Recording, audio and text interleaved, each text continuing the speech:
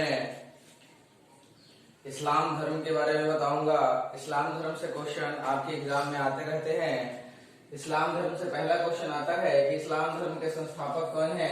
तो हजरत मोहम्मद साहब हैं। क्वेश्चन आता है कि इस्लाम धर्म के संस्थापक कौन है? हजरत मोहम्मद साहब हैं। हजरत मोहम्मद साहब का जन्म कब हुआ था? तो 570 ईस्वी में हुआ था। क्वेश्चन अगला आता है कि हजरत मोहम्मद साहब का जन्म कब हुआ था? 570 ईस्वी में हुआ था। अगला क्वेश्चन आएगा कि मोहम्मद साहब का जन्म 570 ईस्वी में कहाँ हुआ था? तो मक्का में हुआ था। मोहम्मद साहब का जन्म 570 ईस्वी में कहाँ हुआ था? मक्का में हुआ था। अगला क्वेश्चन आएगा कि मोहम्मद साहब को ज्ञान की प्राप्ति कब हुई? तो मोहम्मद साहब को ज्ञान की प्राप्ति 610 ईस्वी में मक्का यानी हीरा नामक गुफा में हुआ था। क्वेश्चन आएगा कि मोहम्मद साहब को ज्ञान की प्राप्ति कब हुई? तो मोहम्मद साहब को ज्ञान की प्राप्ति हीरा नामक गुफा में हुआ था। मोहम्मद साहब को ज्ञान की प्राप्ति कहाँ थी? हीरा नामक गुफा में हुआ था।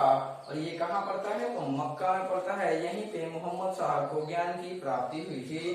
क्वेश्चन आता है कि मोहम्मद साहब को ज्ञान की प्राप्ति कब हुई? तो 610 ईस्वी में हुआ था। अगला क्वेश्चन आता है कि मोहम्मद इस्लाम जगत में हिजरी संवत या इस्लाम संवत कब आया?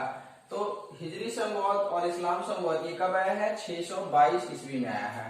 क्वेश्चन आता है कि मोहम्मद साहब जब मक्का से मदीना यात्रा जा रहे थे उसी समय यानी 622 ईस्वी में हिजरी संवत या इस्लाम संवत प्रारंभ हुआ।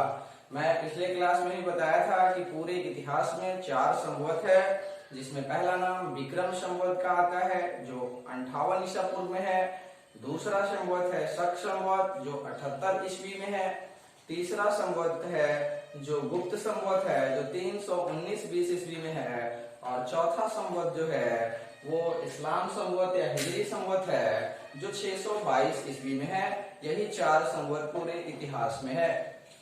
अगला क्वेश्चन आता है कि मोहम्मद साहब की मृत्यु कब हुई? तो मोहम्मद साहब की मृत्यु 632 ईस्वी में हुई थी और इन्हें मदीना में दफनाया गया था। मोहम्मद साहब की मृत्यु 632 ईस्वी में हुई थी और इन्हें मदीना में दफनाया गया था।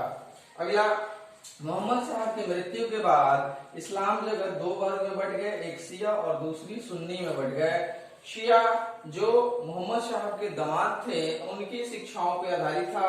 मोहम्मद साहब के जो दामाद अली थे, अली जो उपदेश देते थे उन्हें मानने वाले लोग शिया कहलाए, और जो मोहम्मद साहब के कथनों पे चलने वाले लोग थे वो सुन्नी कहलाए। ये इस्लाम जगत मोहम्मद साहब की मृत्यु के बाद 2 खेमे में बट गया, एक शिया और दूसरा सुन्नी। सुन्नी जो कि मोहम्मद साहब के उपदेश पे चलने वाले लोग कहलाए और शिया जो कि अली के शिक्षाओं पे चलने वाले लोग कहलाए। अली कौन थे? तो मोहम्मद साहब के दामाद थे। अगला क्वेश्चन आता है कि अली की मृत्यु कब हुई? तो 661 ईस्वी में अली की मृत्यु हो जाती है। 661 ईस्वी में अली की मृत्यु हो जाती है। इसके बाद आगे देखते हैं इस्लाम जगत में। अगला क्वेश्चन आता है कि कुरान पवित्र ग्रंथ है। इस्लाम धर्म का पवित्र ग्रंथ क्या है? कुरान है। इस्लाम धर्म का पवित्र ग्रंथ क्या है? कुरान है। मोहम्मद साहब के व्यक्तिगत प्रभाव को देखते हैं तो मोहम्मद साहब के पिता का नाम अब्दुल्ला था एवं माता का नाम अमीना था। मोहम्मद साहब के पिता का नाम क्या था? अब्दुल्ला एवं माता का नाम क्या था? अमीना था। अगला क्वेश्चन आता है मोहम्मद साहब की पत्नी का नाम क्या था? तो खदीजा था।